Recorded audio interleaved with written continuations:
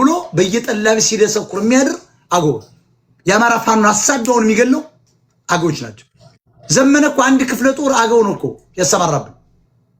አሁን የጎጃም ትግል የበተኑት አገዎች ናቸው እያሳደዱ አማራው የበላይ ለመሆን እንደ ድሮ እንደ ፈላሻዎች አክሱም ዘመነ መንግስትን ጥለው ወደ ሸዋ እንዳሸሹት አሁን ደግሞ ዘለው ሊገቡ ይሄን ሁሉ አማራ ከሆንክ ኢትዮጵያዊ ከሆንክ ማወቅ አለብህ። አማራ ማን ነው ጠላቴ ብለህ ስትል አገው የሚባል የተሰገሰጉ በአገው ስም የሚነግዱ አሉ። ህዝቡ ጥሩ ቢሆንም አገዎች ናቸው። አትዋሹ። አገዎች አማራ ልትወዷቸው። አንድ አገው ብትጠይቂው ትግሬና አማራ ማን ትወዳለህ ቢለው ትግሬን። አንድ አገው አንድ ቆንጆ እንደዚህ እንደ ቤተ መጣ ነበር። ምንድነው ያለቻች? ምንድነው የምታገቢ ስትባል ማን ነው አገባለህ ያለች? ጉሙዝ አይደለም ያለች? ሻንቅላ ነው ማገባው ነው ያለች። አየሽ የክፋቷ ጥግ። ቅርጫት ተሸካሚ ደግሞ ሰው ሁና ደግሞ እንደ ሰው ተቆጥራ ደግሞ ማን ነው የምታገቢ ስትባል ጉሙዝ ነው ማገባው። ወሸላ ይሄንን ፋክቱን ተናገሪ ቀጥይ። ስለዚህ ኦሮሞ ተነስቶ አማራ ሊረዳው አይችልም። ይልቅ ከኦሮሞ ውጭ ያሉ ኢትዮጵያኖች አሉ፣ የተቸገሩ አሉ፣ በጣም የተዋጡ አሉ። እነዚያ ይነሳሉ። አዲስ አበባ ከተማ ብቻ በቂ ነው። 5 ሚሊዮን አማራ ነው የሚገርምሽ ያለው። ይሄን ታውቂያለሽ? ከ7 ሚሊዮን ከ7.5 አካባቢ ሚሊዮን 5 ሚሊዮን አማራ ነው። ብታምኑም ባታምኑም አዲስ አበባ ሸዋ ማለት ነው። በቂ ነው እሱ። የኦሮሞን መንግስት ከስሩ መንግሎ ለመጣል እሱ በቂ ነው። አሁን ኦሮሞች እየታጠቁ ነው፣ ጠመንጃ እየገዙ ነው።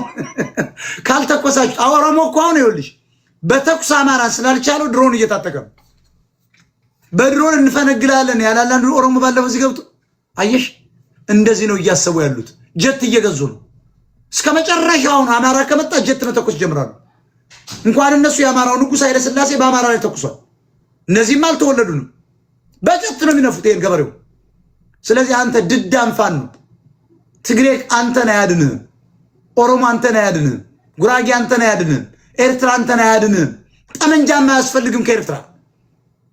ተደራጅ፣ ዝም ብለህ መሪም በህቡ ያዝ፣ አደረጃጀትን በውስጥ አድርግ። የአማራ ህዝብ ብቻ በቂ ነው ኢትዮጵያን ለመቀየር ነው።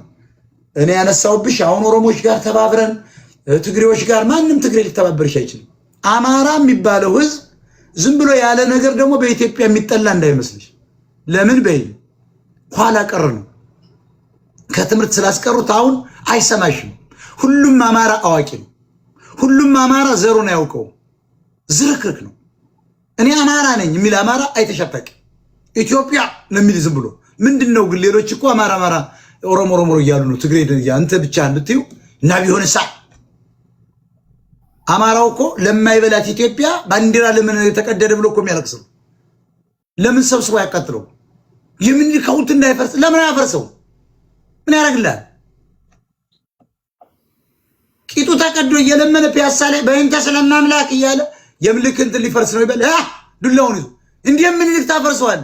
ምኒልክ እኮ ኦሮሞችን አስፍሮ በሸዋ ዙሪያ ቂጥን ገርፎ እንደዚህ ያደረገ አይገርምሽ? እንዲህ አይነት ህዝብ ሊያሸንፍ አይችልም። ቀጥይ። አመሰግናለሁ መውጣችን።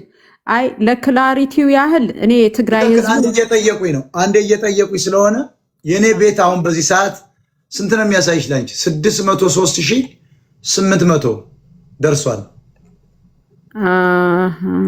603,000 ምናልባት 604,000 ደርሶ ይሆናል። ይሄ ፎሎወር ነው ያለኝ። ሌላ ቦታ የሚተላለፍ ካለ እኔ አይደለሁም። 6.3 ነው የሚያሳየው ለእኔ 6.0። አይ በቃ 603,800 ለእናንተ ያሳየው ለእኔ ያሳየ ልክ ነው። 603,000 ነው። 604,000 ሊደርስ ነው። ፎሎ ያላረጋችሁ 604 ነው ብለዋል። 604,000 ነው። ፎሎ አድርጉ። ፎሎ አድርጉት። ቤቱን ፎሎ አድርጉ። ቤቱን ወደ ቪዲዮን አስጠጉት። yes አሁን አሳየኝ። 604 ነው የሚያሳየው። 604,000 የሞጣ ትክክለኛው አካውንት ነው። ነገም ከዚያ ላይ ሊቀጥል ይችላል። ቀጥይ። አናረግም የምትል ምን ሰካንች ምን አገባኝ? ባታረግ ፎሎ አድርጉት። ሞጣን ታፕ ኮፒ ሊንክ ፕሊዝ። ባታረግ ምን አገባኝ? ካረክ አድርግ፣ ካላደረክ ቀጥይ። ቤቱንም በጊፍት ባርኩት። ማለት የፈለኩት እኔ ይሄ ወንድማችን ጂኤም እንደሱ አይነት ከዛ ሰፈር የመጣ ሰው ቢያንስ ኢትዮጵያ የምትባለውን አገር ስናስቀጥል ካስቀጠልን ዲያሎጉን ይዞ ይመጣል ነው እንጂ እሱ ይረዳኛል ወይም ከትግራይ ሰው መጥቶ አማራን ይረዳል ማለት ቅዱስ ማነው ጋኔልን ቅዱስ ጊዮርጊስን ወይም ሚካኤልን ማለት ነው። ይሄ ማይታሰብ ጉዳይ ነው። የኦሮሞን ህዝብ ያልኩት እንደ ህዝብ ኦሮሞ እኛን አልጨፈጨፈም፣ በስሙ ግን ተሰርቶብናል ወንጀል ነው እንጂ ኦሮሞ ህዝብ ተነስተ የራስን መንግስት ገርስሰ ሌላ መንግስት መስረትም አልወጣኝም። ይሄንንም አልጠብቅም። እኔም እኮ ጡጦ ምጠባ ወይ ጣቴ ምጠባ አይደለም። ፖለቲካዊ ይገባኛል። ምክንያቱም ፖለቲካዊ ጥቅም ጉዳይ ነው። ጥቅሙ ከተከበረለት ለማን ብሎ ይነሳል? ጥቅሙ ያልተከበረለት ያልተነሳውን ጥቅሙ የተከበረለትን ተነስ ማለት ራሱ አንድ እብደት ነው። ምክንያቱም እነሱ በነገስታቱ ጊዜ በአማራ ቤት ውስጥ ለአገልግሎት ለዚህ ሎሌዎች ምናምን የሚባሉ የሉም። ሻለቃው አያታቸው ለአገልጋይ በሸዋ ነገስታት ውስጥ ከኤርትራ የመጡ ናቸው።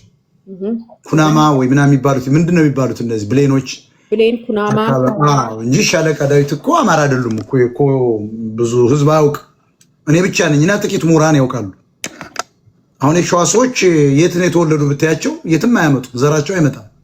ሰውየው ሰምተሻቸዋል። አማራ በፍጹም ፋኖ አዲስ አበባ ገባ ምን ያሉ ለንደን ሁሉ ሄደው። ስለዚህ ሻለቃው ሁልጊዜ ለኤርትራ ስስ ልብ ያላቸው፣ ምክንያቱም አያታቸው አባታቸውም ጋዜጣ ይጽፉ ነበር ቪቫ ጣሊያን እያሉ እና ሻለቃ ዳዊት አማራ አይደሉም ኤርትራዊ ናቸው። ቀጥይ። አዎ ለኤርትራ ስስ ልብ አላቸው። የሚገርምህ ሆን ብለውም የሚገልቡት የዛን ሰፈር ሴቶች ቀሚስ ነው። በሴቶቹ ቀሚስም በጣም ስስ ልብ አላቸው እና ለምሳሌ አማራ ሲባል ይጎፈንናቸዋል። ንዑስ ነገዶችን ምናምን ነው። ያንን እኮ ሬድ ቲርስ የሚባለው መጽሐፍ የደም እንባ የሚለው መጽሐፍ የጻፉትን እኮ ገጽ 17 ላይ ሄደሽ ማንበብ እኮ አማራ ዘረኛ ነው። የአማራ ነገስታት በፍጹም ሊመጣ አይገባው። መንግስቱ ኃይለማርያምን የረዳውት ኦሮሞ እንደሆነ ስላወቁ ነው።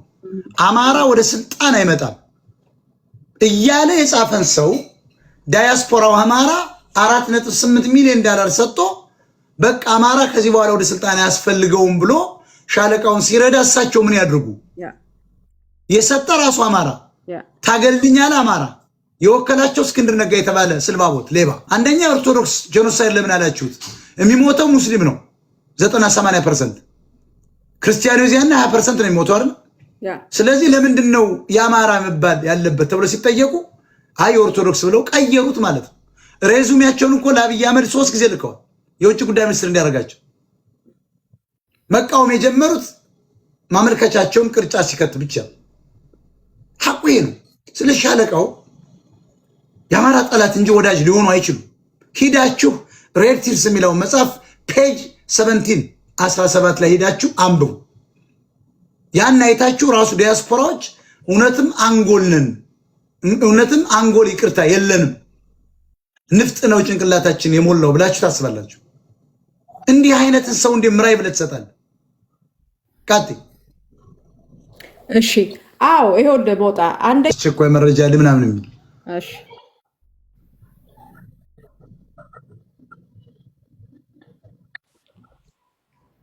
ቀጥል። ጅብሪል አለማየሁ የምትባል ቀጥል።